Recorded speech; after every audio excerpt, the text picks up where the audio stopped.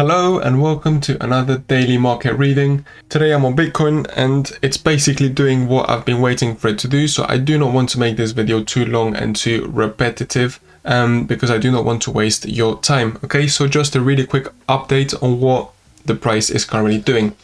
First things first, we're currently trading in quite an important level. I'm going to go on the daily time frame and I'm just going to show you really quickly.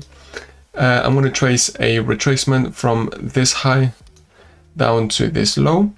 I personally have the 0.618 and the 0.65 level on because it gives me, rather than a single line, it gives me a bit of an area that it can cover. That's what I like to do for my personal trading. We are currently on it.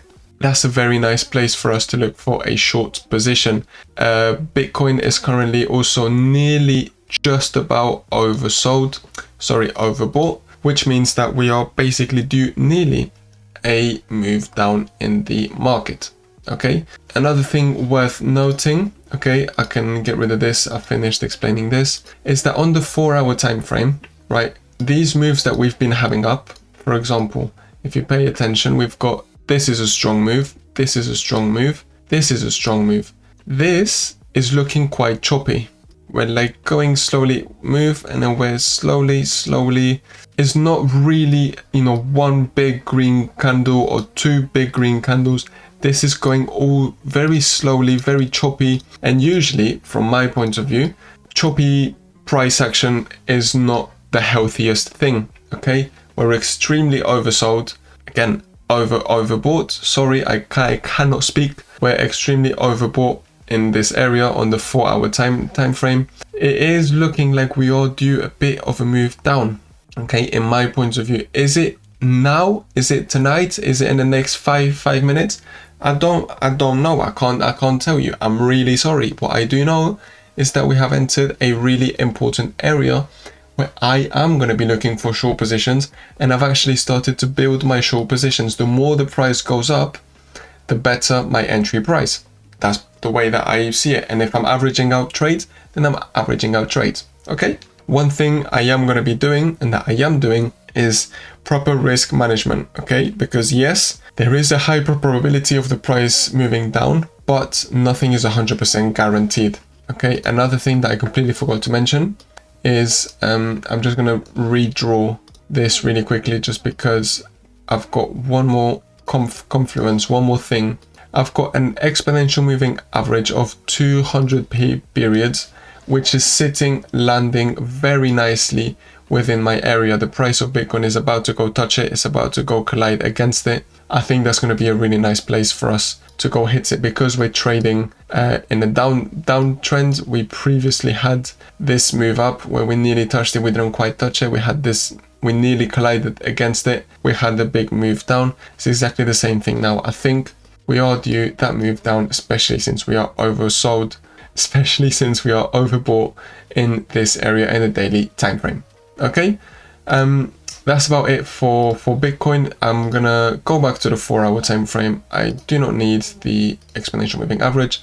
What I do need are our very useful and precious indicators. We're currently trading inside a weekly gap, okay, which was a previous really big resistance. This was the previous highs, which we didn't manage to cross over. I think it was last weekend, if I'm not wrong. We've managed to cross them after a bit of fighting, and now we are currently nearly to the halfway point of this strong weekly gap. This is ending at 82,600. This is where the top of this weekly gap is.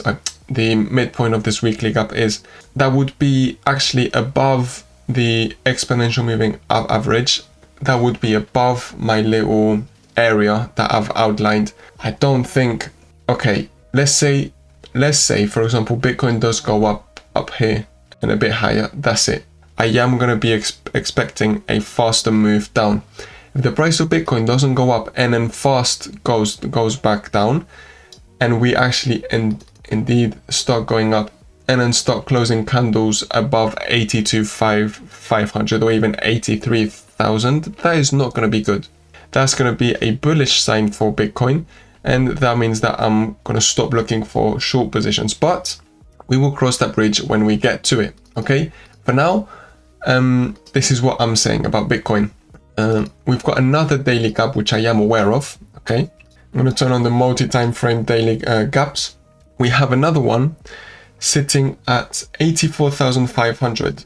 That would be quite a significant move up. I honestly do not think we are going to get such a move up. That would be quite a lot. That would actually be, I mean, that would just be a 4% move on Bitcoin. But I think based on my analysis, that's not really doable. But you never know. I might be wrong, and the price of Bitcoin might actually go up to 88,000. Do not know. From what it is doing now, I think we're owed a move down.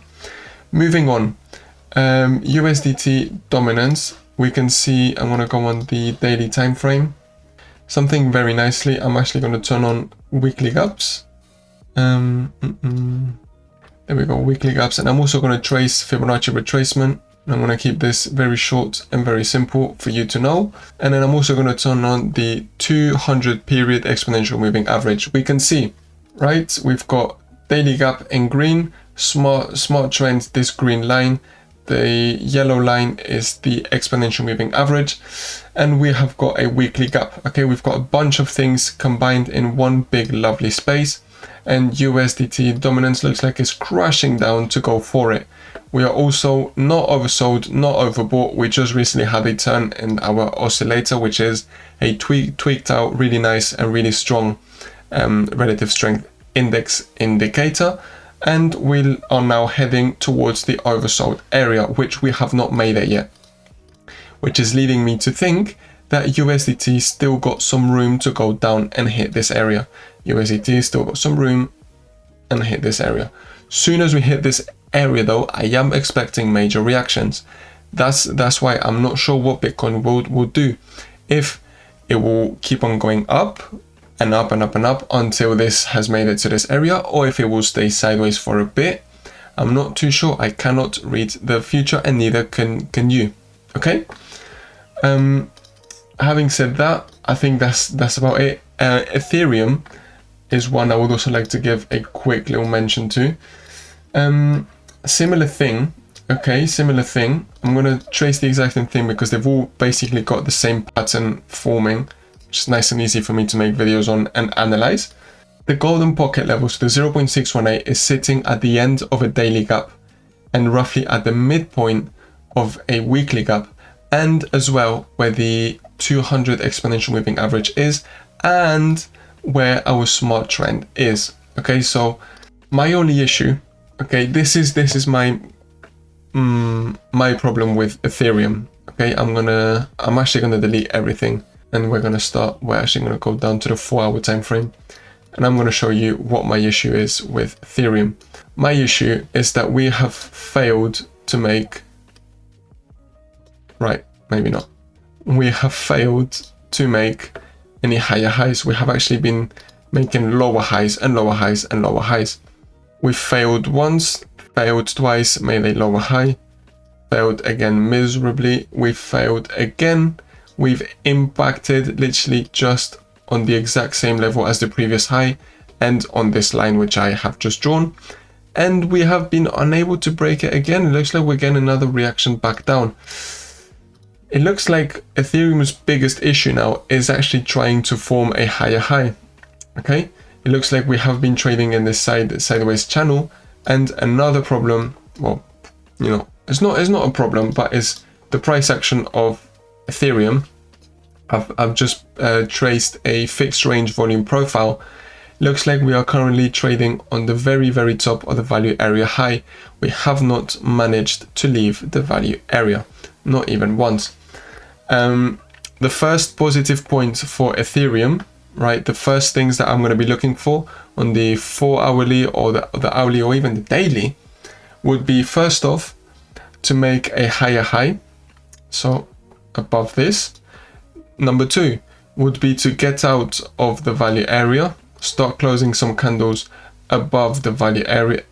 I personally have a rule which is about between 2 and 4 candles outside it, preferably between 3 and 5. But you know, if Ethereum can give us 2-3 candles closed outside of the value area and outside this line that I have drawn, I think that's a win, and I can then maybe potentially start thinking for higher price targets, right?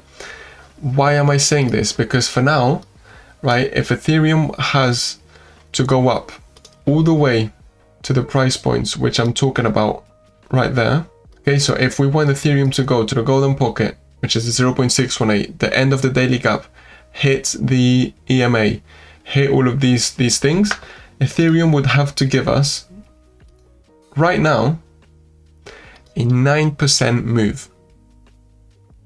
9% move is quite a lot. So unless I start seeing some actual movement within this range that it has been stuck on, I'm not going to be too positive for this. I do have to say USDT still has some room to go up, so nothing to go down, sorry, so nothing is impossible, true. But I guess we will just see as time goes on. I think this is quite a crucial week. It's quite an important week. We're either going to be staying sideways, we're either going to be seeing a massive push up, we're either going to see a massive push down. We will see. I do not know. I do not know how to read the future, and I also do not know what Donald Trump is going to say or what silly thing he's going to post next. Having said that, thank you very much for watching. I hope you are having a lovely day, and I hope this analysis, really brief analysis, has helped you with a bit more clarity. Make sure to leave a like, make sure to subscribe, and then also make sure to leave me and let me know in the comments what you are thinking of these daily market readings, if you like them, if you find them useful, or if you think they are completely and utterly useless. Thank you very much for watching, and see you tomorrow for another daily market reading. Bye bye.